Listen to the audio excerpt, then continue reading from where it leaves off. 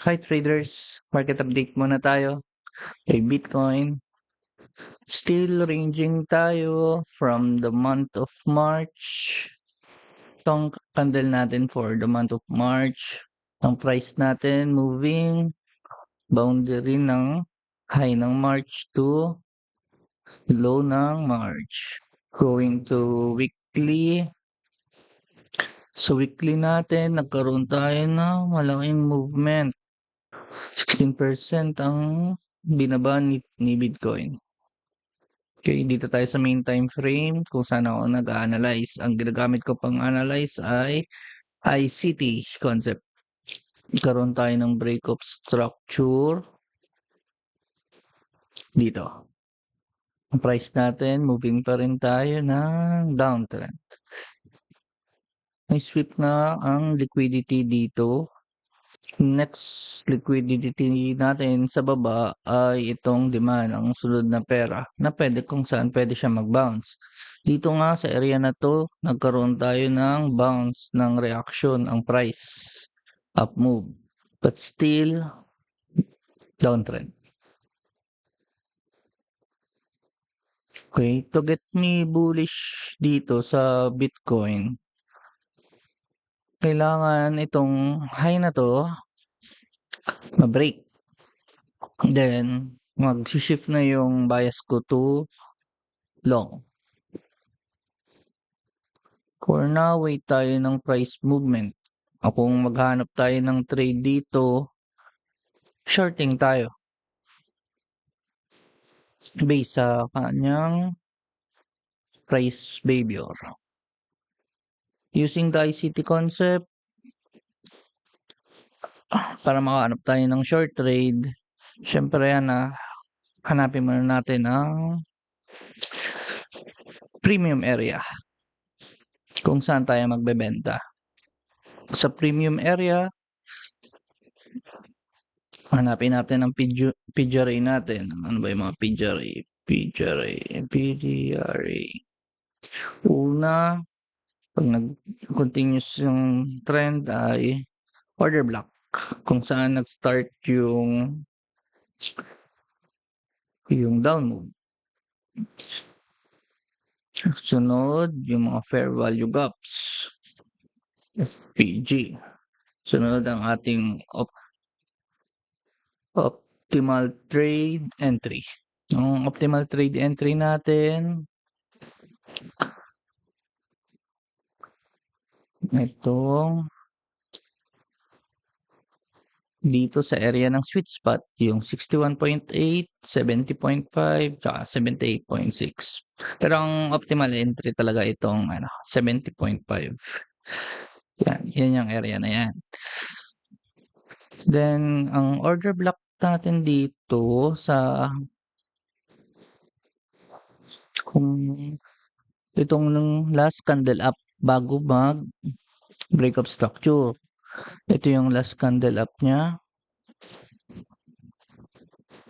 Order block. 12 bars OB. And then yung fair value gap niya. Ito.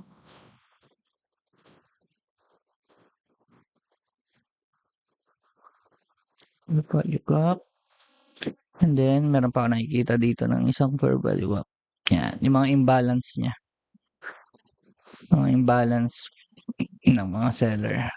Mas malakas. Yan. Fair value gap.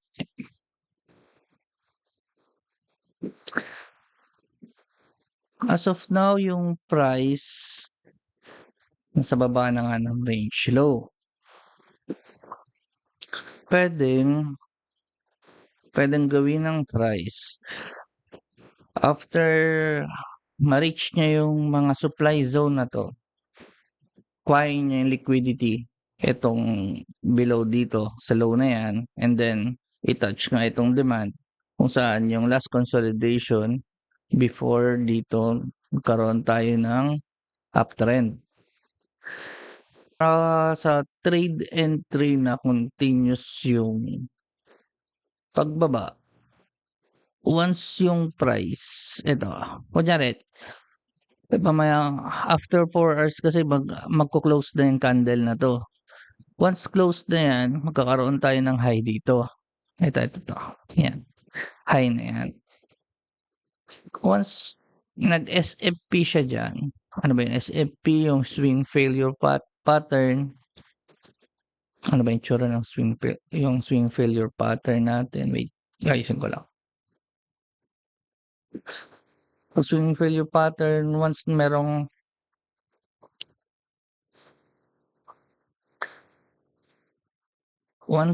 high and then na-break niya 'yan pero bumalik agad, ayan na yung swing failure pattern natin, SFP na 'yan.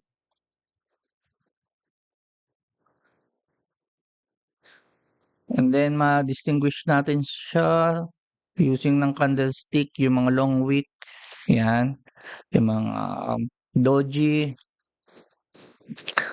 puwede ring engulfing, ito yung green candle, and then nagkaroon tayo ng engulfing, ng bearish engulfing, na-cover niya ito, yung balik agad dito sa low.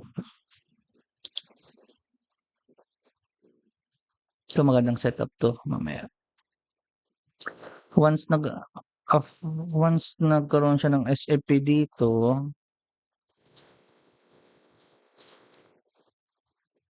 itong high na 'to,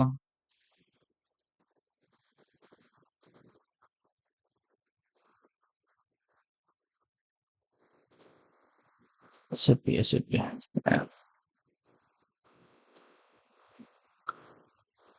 Bumaba siya, nagkaroon siya ng reaction diyan, and then nag-SFP, saktong-sakto dito sa fair value gap, nasa premium area rin natin siya. Ito yung premium area. Yung red zone na 'yan, yung area na 'yan, premium na 'yan.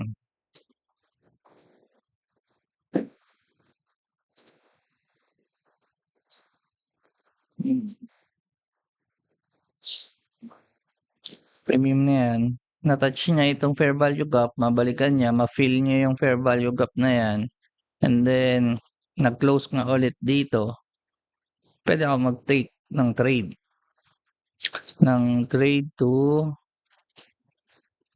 to get lower. Target ko itong last low na 'to, itong liquidity dito, and then siyempre itong demand. Ayan, 'yan yung sa side ng bearish ko, pagiging bearish, tsaka maghanap rin ng trade. And then puwede rin naman yung price, kasi hindi natin alam kung hanggang anong gagawin nga ba talaga ng price. Depende lang natin kung ano yung kanyang price behavior. Tsaka siyempre sa strategy niya na rin. Puwede yung price umabot dito, and then karoon naman siya dito ng SFP. Ayan. Puwede rin dito. Siyempre kung ano yung strategy mo, kung ano yung binibigay na setup sa'yo ni market, trade mo lang. Kasi probabilities nga 'yan, hindi ka sure kung anong gagawin. Ayun yung para sa aking bearish side kay Bitcoin. Para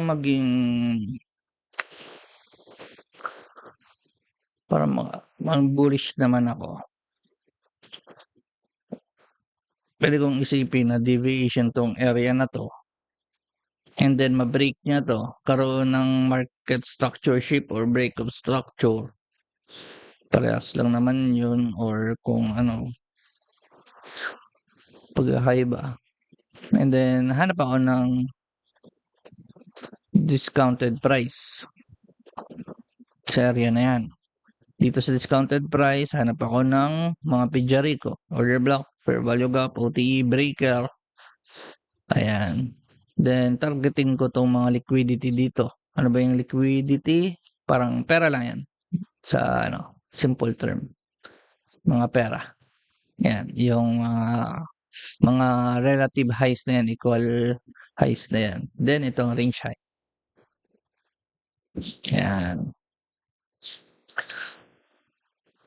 Then puwede rin itong setup na isa, magdire-diretso nga itong pababa and then magkaroon siya ng swift na pataas na na-break niya itong high na 'to. Then hanap tayo ng karoon na ng stop runs dito and then sunod niyan ay pag-shift ng price to up, ayan. Puwede na akong maghanap ng trade to go higher. Targetin itong last high na 'to, tapos yung mga liquidity dito, mga pera na yan, ganyan. 'Di ba? Magkakaroon kasi 'pag once nagkaroon yung reaction yung price dito sa area na yan, akin na 'to, discount area na talaga 'to. Nasa baba na rin ng range low. And then reclaim yan dito as a range trader. Karoon ka ng deviation dito and then pasok ulit sa range then pullback, ayan na yun, reclaim. Target mo itong range high. Target 1, ang EQ, ang equilibrium, then itong range high. Yeah. Pero as of now, based sa galaw ni market, pababa pa rin tayo. Based sa ano rin, kung paano mo tingnan yung market, pababa pa rin tayo. Okay? Kaya balik natin itong mga pijari natin. Unang-una yung order block.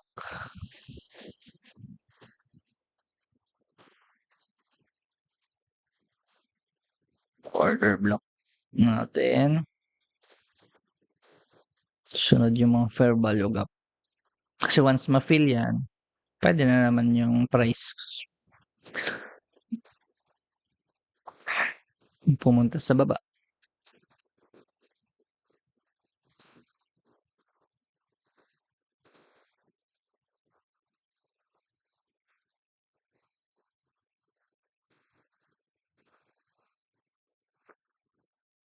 Diba? Yan. Kaya itong ano, mas effective kasi siya yung mga order block na yan, fair value gap, based din sa price movement niya na downtrend, tapos then breakup structure. Nasa premium area kasi siya. Tapos itong fair value gap na to dito, once matouch na yan, then magkaroon ng SFP, yun yung gas niya para pumunta ulit ng baba. Targetin mo yung mga last low dito. Yan. Kaya wait lang tayo sa next movement ni Bitcoin. Bearish pa rin ako kay Bitcoin. Sunod ay si Ethereum. Ito na ang analyze natin. Ethereum, nakuha niya na nga yung mga liquidity dito sa yung mga lows na yan. Meaning na stop out na yung mga buyers na last bumili dito. Most of it ng mga buyers. And then still in the range tayo ng month na March. And consider natin na nasa range low na tayo. Once na nasa range low tayo,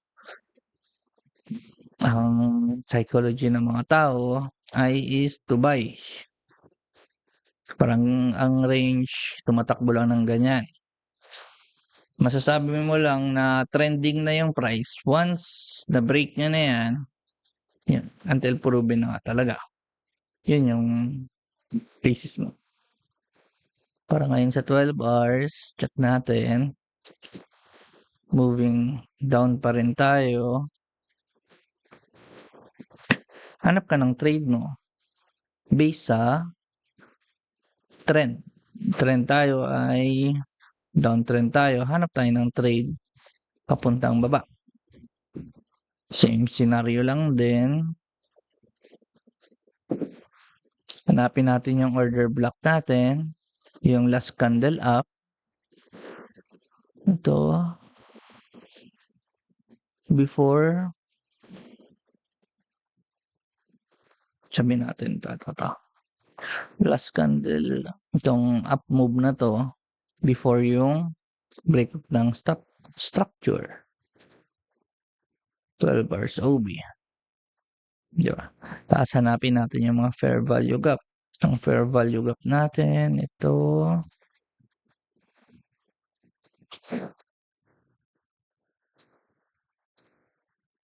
fair value gap.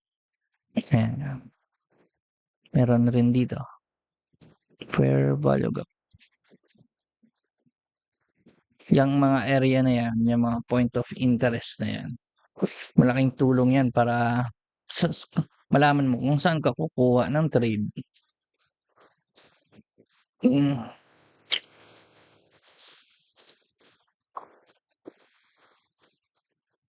Ayan. Pero minsan, syempre, hindi binibigay ni market yun. Antay lang tayo ng setup. Bandang setup. Once yung price nag-close mamayang 8:00 ng gabi, magkakaroon tayo ng high dito. And then, wait lang natin. Baka ESFP ito. Baka kasi hindi tayo sure kung anong gagawin ng market. Baka may magdire-diretso to sa taas. Pero once nagkaroon tayo ng SFP dito, and then nag-close, pull back konti, nag-claim, hanap ka doon sa lower time frame mo. Ayun, good to entry na yun. Then, target mo itong last low and itong liquidity dito. Yan, itong liquidity dito, yung pera dyan. Para maging bullish ako kay Ethereum, antayin ko yung price magkaroon ng stop run dito and then i-break niya itong last high o kung anong gawin niya sa sunod na high. And then hanap na ako ng discounted price to go up to target itong area na yan. Itong high na yan. Ito yung last high kasi. Probably, ito yung tatargetin ng mga buyers. And then itong mga highs na yan. Itong mga pera. Dahil sa high na yan, nandyan yung mga stop loss na mga seller. Ngayon, wait lang tayo ulit sa price movement o price behavior ni Ethereum. Yan. Basta once ma-touch itong mga PGRE natin, mga point of interest natin, I'll try to trade to short papunta dito sa mga liquidity dyan. Mga good RR rin naman yung mga binibigay niyan. Depende rin sa criteria mo, sa strategy. Pero using yung ICT concept, kung anong mga natutunan ko, wait lang ako dyan. Pumunta yung price, si Ethereum. Then, check ko kung maganda nga ba yung setup to go low. Okay. Wait lang. Siya natin. Hindi nakikita.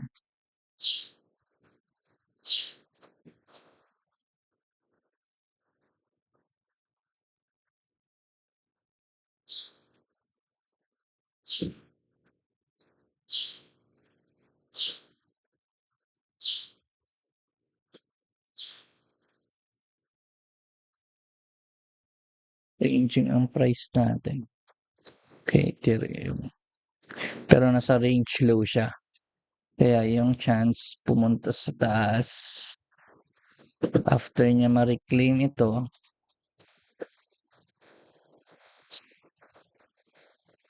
after mag-reclaim dito, ayun, pag nag-spot ka, bumibili ka ng mga spot bags, good to entry na rin once reclaim and then pull back, pwede ka nang bumili. Kasi good RR na rin naman 'to. Ayan, papunta dito sa premium area ng range, sa upper part.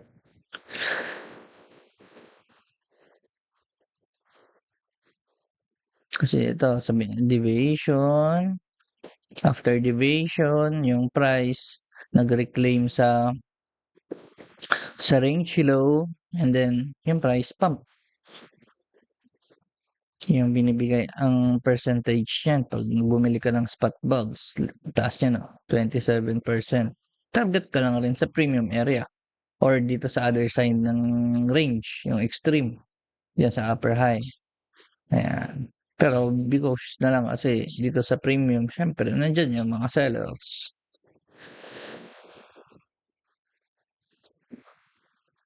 Kaya ayun, yung spot bugs maganda yan. Kasi ano 'to 12 hours. Every bar nito, every candle ang nakikita ang takbo ng every candle na yan magko-close yan every 12 hours. Tama. It range yan siya 27, 37 days yung ranging niya. Itong ranging na 'to puwede mo rin laruin yung trade mo dito, eh. Itong range na yan. Buy ka buy ka dito, sell ka dito, buy, sell, buy, sell, 'di ba? Ang dami mong trade na magagawa. Depende rin sa strategy na ginagamit mo. Pero as of now, ang strategy ko ay city. Wait lang tayo. Ito rin yung ginagamit. Okay. Ethereum. Then sa BNB. Ito tayo. Wait lang. Ito kasi dito ko chine-check sa CoinGecko kung anong mga coins yung mataas yung volume sa 24 hours. Kasi siyempre pag mataas yung volume, volatile yung price. Maganda mag-trade dahil hindi mabagal yung takbo ng price, hindi siya yung mag-range ng sobrang tagal. Eh, kaya sakto lang rin sa strategy, sa personality, yung itong ginagamit kong pang-trade na strategy ko, yung ICT. Okay. Sa BNB, ngayon,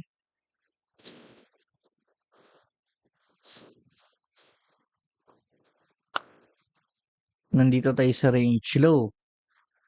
Hindi natin alam kung break na ba talaga 'to or deviation lang ito ng range and then go up naman papunta sa range high.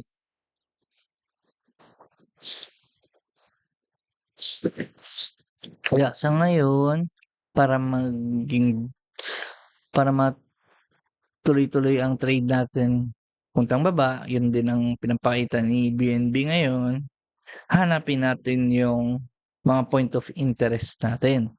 Ano ba yung mga point of interest? Using natin yung Fibonacci tool, tapos yung premium area niya.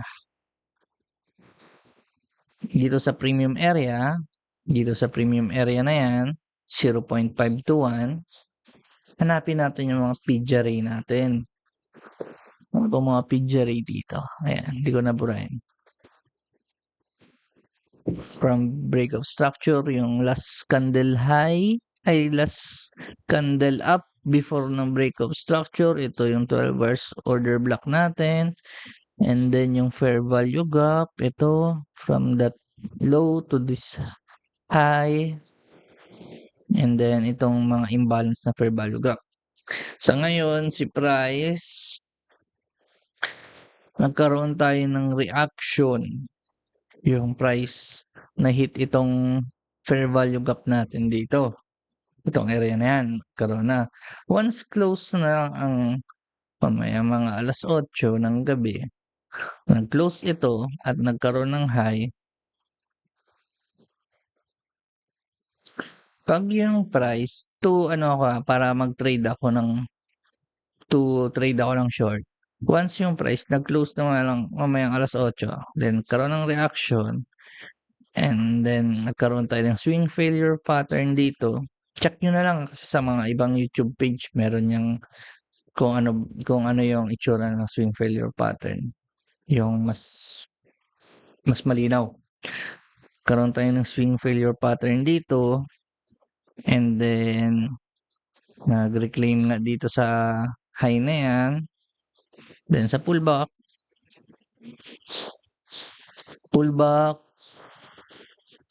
entry tayo ng short to target itong last low. Di ba? Yan. Target natin yan. Kung yun yung gagawin ng price. Pero kung yung price nagdire-diretso pababa yan, wala na tayong magagawa kasi hindi naman natin pwede habulin yan, tsaka hindi na yung pasok sa strategy or sa kung paano ako mag-trade. E di kung nagdire-diretso na ito pababa, break of structure na to, then hanap ka na naman ng PGRA mo. Pero once yung price nag-stop run lang, itong low na to, kinuha lang yung liquidity dito, and then break niya yung last low, ay yung last high. This is yung bias ko to trade higher, or yung magiging long bias ako pag ganito yung ginawa ng price. And then hanap ako ng mga discounted area. Hanap ako ng mga point of interest dito sa discounted area. Punta ang range. Dito targeting ko tong range low. Then yung equilibrium high, yung mga liquidity dito, yung mga pera, and then to. Depende. Depende sa galaw din ni Bitcoin kung paano niya, depende sa galaw ni BNB. Kung paano yung magiging trade ko rin. Trade ko kasi yung mga small swings lang. Depende rin sa galaw ng swing na yun. Tsaka kung nasaang area siya. As of now, nasa range low tayo. Cautious na rin tayo mag-trade ng papuntang baba. Dahil nandito yung area ng mga buyers. Baka kasi gawin deviation lang ito, and then go to range high. Check natin dito. Pala sa CoinGecko, yung top 100 coins by trading volume. 24 hours. Una si Bitcoin, sunod Ethereum. Sunod ni Ethereum, i-disregard mo na lang yung mga stable coins. Ito si Sol. Check natin si Sol. Ayan.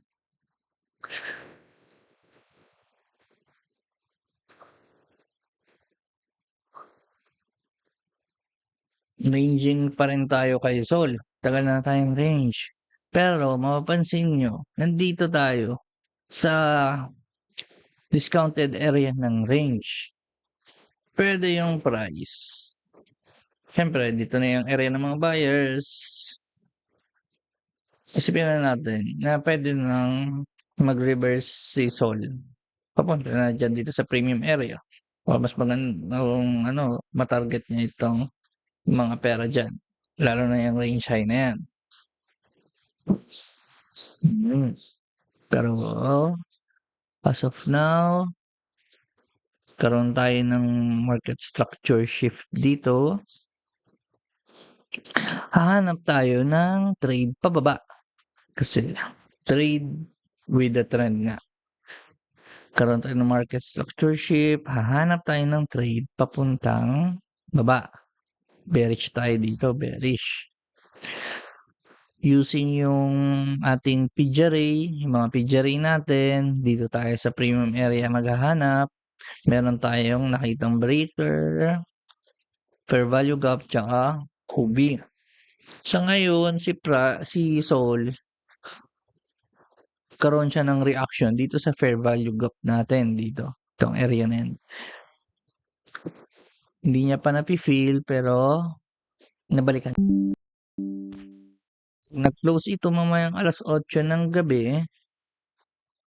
Itong candle na 'to nag-close, magkakaroon tayo ng pero 'pag nag-close siya ng bearish, magkakaroon tayo ng high dito. Once nagkaroon tayo ng high, tapos reaction natin yung price pababa, wait natin. Magkaroon dito ng SFP ulit. Punta ka sa lower time frame dahil itong mga nakikita natin, itong mga price behavior is fractal doon sa lower time frame, sa lahat ng time frame. Yung price kasi fractal yan, yung price behavior fractal. Ibig sabihin, kung anong nakikita mong movement o setup o behavior ng price, makikita mo sa lahat ng time frame, lahat ng oras.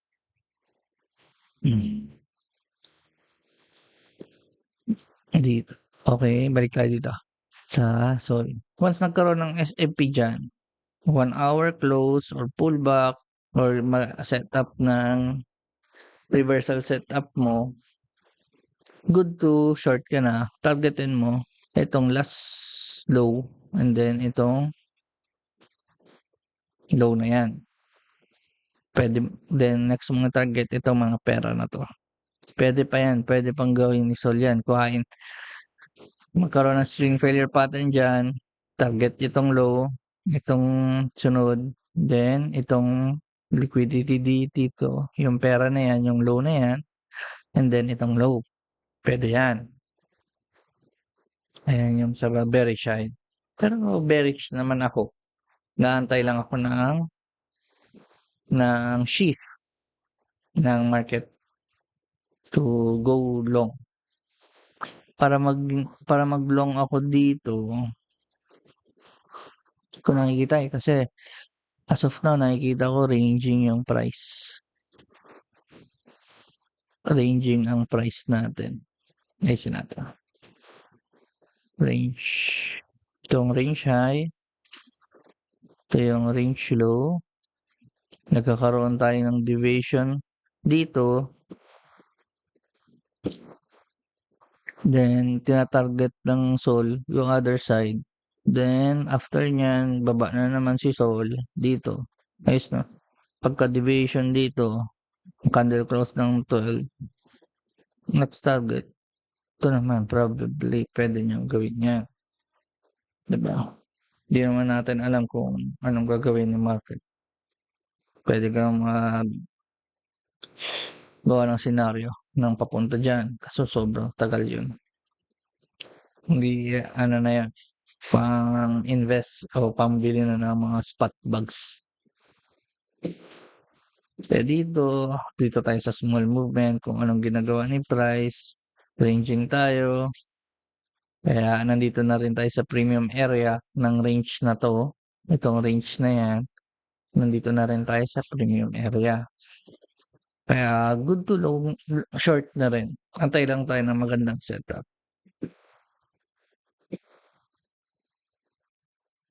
Then sunod kay Sol, ano bang matataas na volume?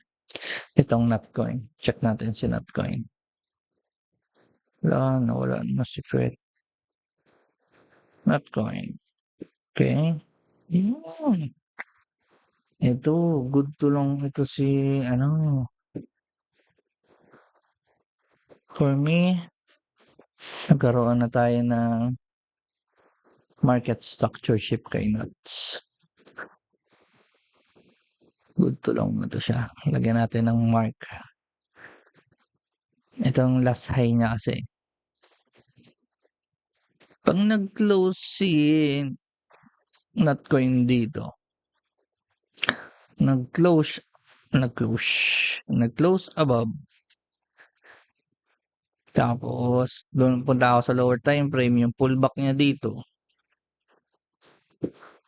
Pag nakahanap ako ng magandang setup dyan, karoon ng low, Sabihin natin, itong area na yan, nagkaroon ng high, and then low, and then reaction, tapos SFP, good to entry na yan. To go high. Target natin, itong high dito, or itong supply zone.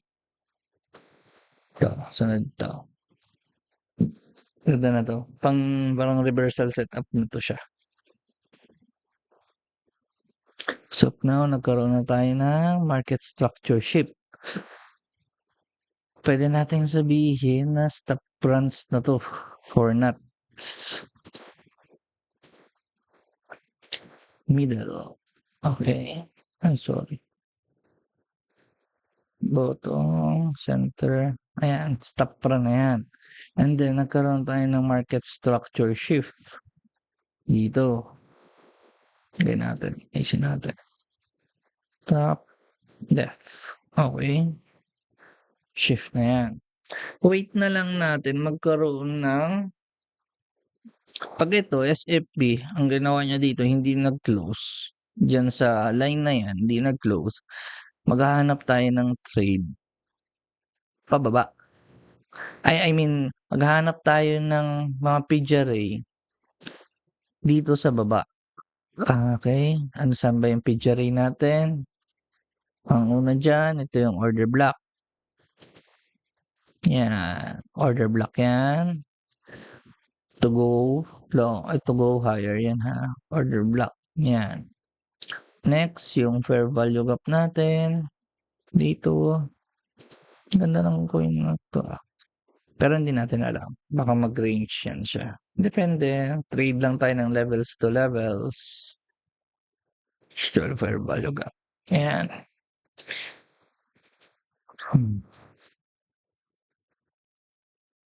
Pasensya na. Hindi pa ako marunong masyadong magsalita sa pag nagre-record or nag-explain. Okay? Pag hindi ito nag-close above ng line na yan, pero kasi nakuha niya na external liquidity dito. Nakuha niya na. Ang next yan, based sa mga napapag-aralan ko, ang next yan, kukuha yan siya ng internal range liquidity. Dito naman, sa mga pidgery mo, yung mga point of interest mo. Once nakuha na nga yan, hanap ka ng discounted price. Itong discounted price natin, itong area na yan. Ayusin natin. Ang ganda. Discounted natin, itong nasa green area na yan, ang premium, ito. Siyempre, kung saan ka ba bibili? Doon sa discounted.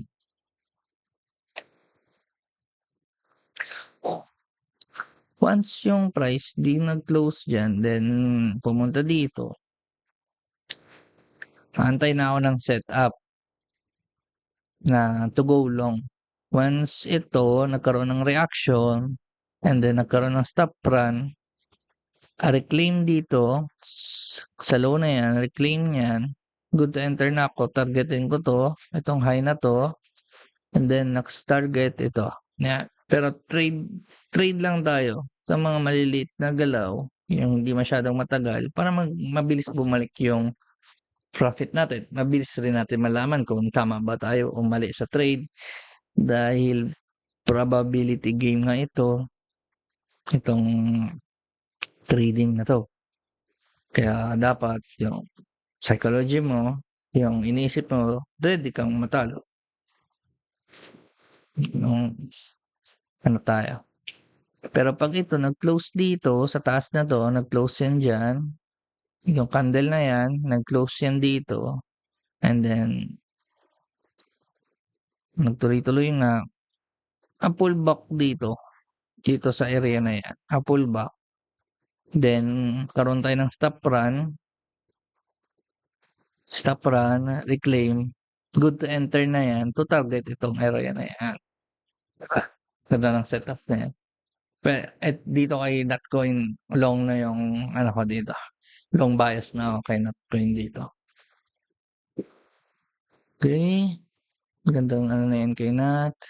Sunod na kay Nat ay yung BNB. Ito nga nakita na natin yung BNB, still moving siya, still moving downtrend nga. Na-explain ko na rin naman 'to kanina, pasensyahan niyo na yung pag-explain ko medyo malabo, medyo gulo-gulo. Tiis na lang or she-share lang ako ng knowledge na kung ano yung alam ko. Okey, BNB sunod ay may DAI ba? Ang tini-trade ko lang kasi sa mga natutunan ko, ang magandang i-trade ay yung mga large caps tsaka yung mid caps kasi hindi masyadong manipulated yan. Tsaka maraming investor doon sa mga mid caps tsaka large caps. Hindi madaling manipulahin.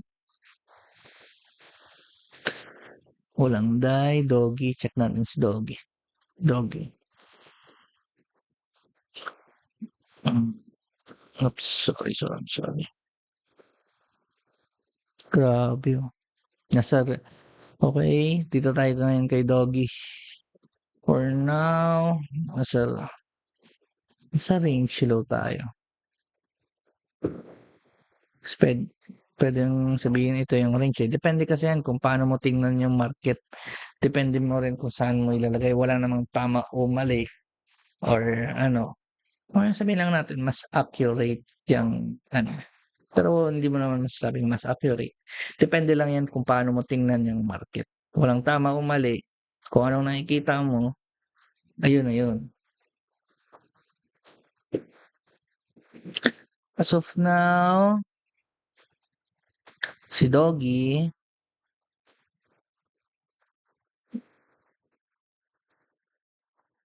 moving siya ng pababa. Still going ano tayo, downtrend tayo. Ang maganda diyan, si Doggy, nasa range low na, yung area ng mga buyer.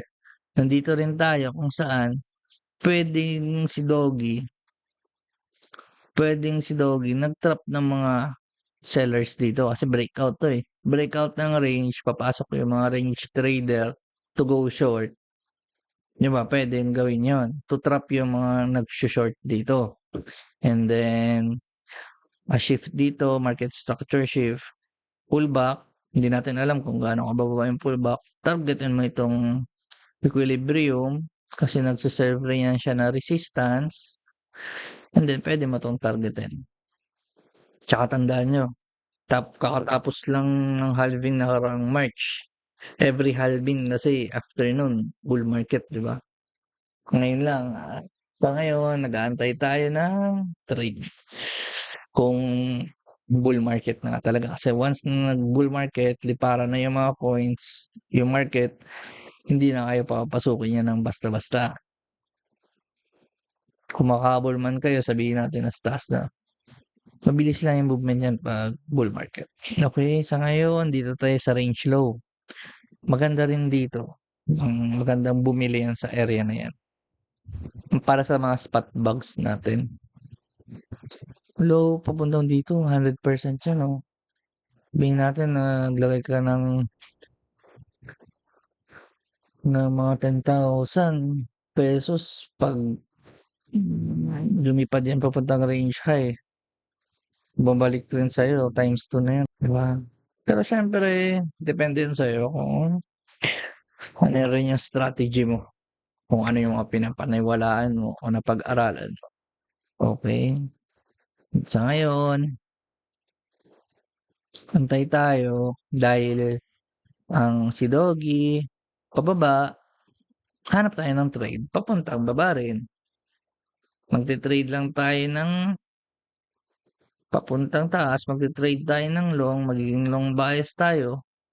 Once yung itong high na 'to ma-break and then ayun, magshi-shift na yung bias ko to trade long.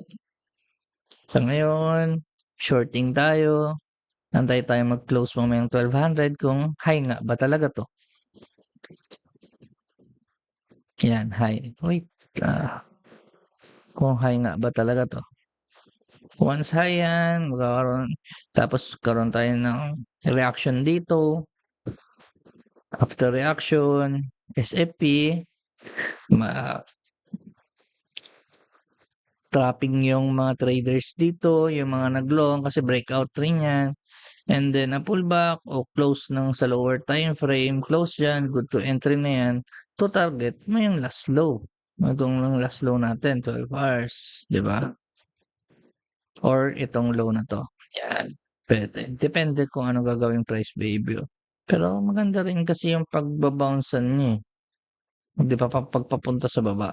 Maganda rin itong consolidation. Ibig sabihin, demand zone yan siya. Yan. Ibig sabihin, may mga buyers dyan, last time na pwedeng balikan yan, kasi nag-pump yan siya. Yung mga buyers dyan, pwede ulit bumili dito. Parang footprint ba? Order block. Ganyan. Wait lang natin.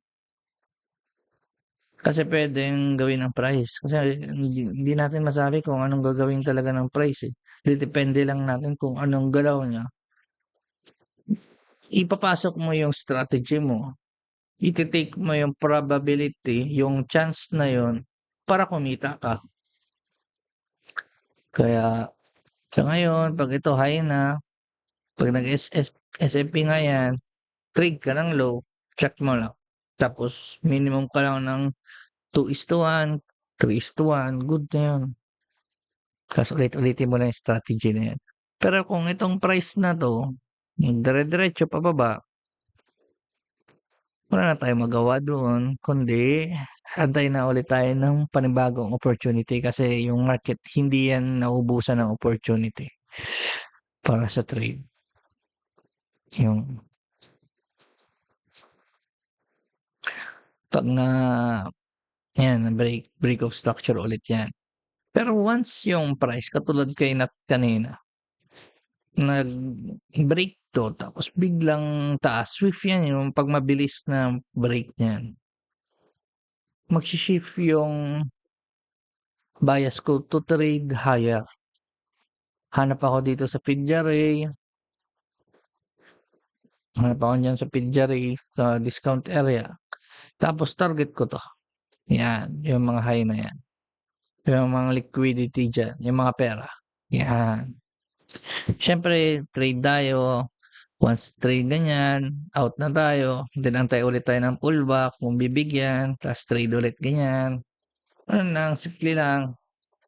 Pasimplihin natin yung buhay natin. Wait lang natin. Itong maganda talaga eh. Si Natcoin. Silipin natin ulit. Hmm? Nakikita nyo, si Natcoin lang. Mataas ng percent nyo. Si Natcoin lang. Si Natcoin lang green dito sa watchlist ko. Pwede nating sabihin, yung mga investor o yung mga big players, pumasok na kay Natcoin. And then, antay lang tayo sa opportunity na ibigay ni market kung papasok nga ba siya sa strategy natin para sa mga entry criteria natin. Ayan. Okay. After nun kay... May ba? Sana okay na. Ay, saan ba yun? BNB. Dahil Doggy. Tapos na ako kay Doggy. Tusunod. Last na ito kay Pepe. At masyadong mahaba na.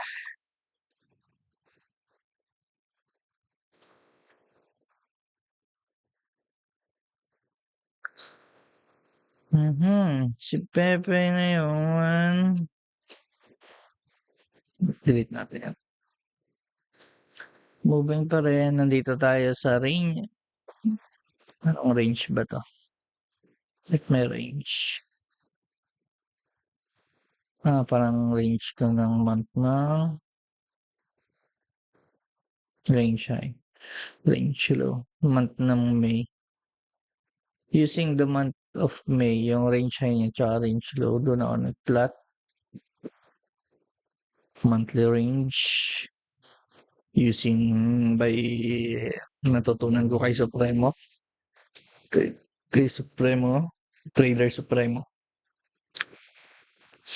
Okay, now sa ngayon, yung price, pababa, titrade, hanap tayo ng trade papuntang baba rin. So, okay, nandito tayo. Itong swing na to, itong high na to, papunta dito, isang swing yan. Hahanap tayo ngayon sa 50% sa premium area. Ito yung premium area, wait. Dito, 50% papunta dito sa 1. Hanapin mo yung pidgery mo dyan. Ang pidgery na nakikita ko, itong last candle up, OB. And then, itong fair value gap. Itong maganda rin to dito sa area ng itong OB na yan. Kung dyan magkaroon ng SFP o reversal dyan sa area na yan, good to short na yan. Check natin tong ano, kung pasok ba to sa sweet spot or OTE. ICT. Yan. Diba? Itong OB na to. Kung strategy mo kasi, once yung price pumalo na dito, na-touch na itong OTE natin yung 70.5, tapos sa short ka. Yun. Depende sa strategy, pero dapat consistent ka sa strategy mo. Kung ano yung mga ginagamit mo para magkaroon ka ng data, hindi ka paulit-ulit dahil random na yung binibigay ni market, random pa strategy mo, random pa rin yung result mo. Dapat consistent ka kung ano yung strategy mo. Okay, wait lang. Kasi natin. Sana yun. Premium discount. Yan. Dito. Sa fair value gap na yan. Once yung price nagkaroon ng reaction dyan. Sabihin natin to. Kasi hindi. Sabihin natin high to. High. And then high na yan. Tapos yung price nag-reverse papunta dyan. Na-touch niya na yan. Hanap ka dun sa lower time frame. Tapos reclaim dito sa high na yan. Target ka ng mga low. Siyempre, piliin mo rin yung magandang risk reward. Magandang RR. Okay, for Pepe, wala pa naman. Maganda nangyayari. Okay, wait na lang natin. Yun, thank you for watching and listening. Kabot kayo dito sa oras na to. Okay, bye-bye. Markets with Trader Al.